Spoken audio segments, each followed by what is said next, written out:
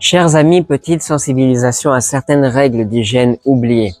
Je vois beaucoup d'hommes qui vont aux toilettes, au restaurant, ils sortent des toilettes, ils ne savent pas laver les mains.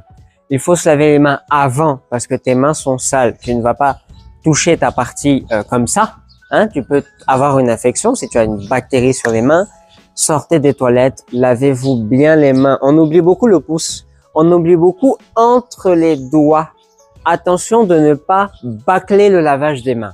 Mettez beaucoup de savon, il faut que ça mousse. Quand vous mettez le shampoing sur les cheveux, quand vous vous lavez le corps, il faut que ça mousse. Ensuite, je vois des maisons où il y a une serviette pour les mains et tout le monde vient se souiller les mains dessus.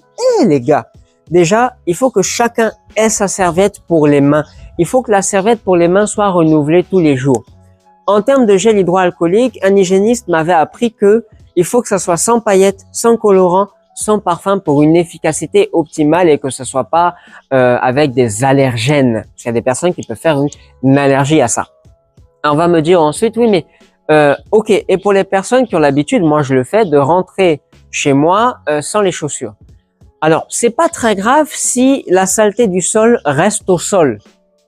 Maintenant, si tu as un bébé qui a 4 pattes, tu nettoies le sol. Voilà, il y en a qui le font avec du vinaigre, des produits chimiques. Chacun fait comme il veut.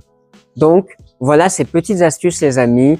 Le plus important, c'est d'avoir les mains constamment propres.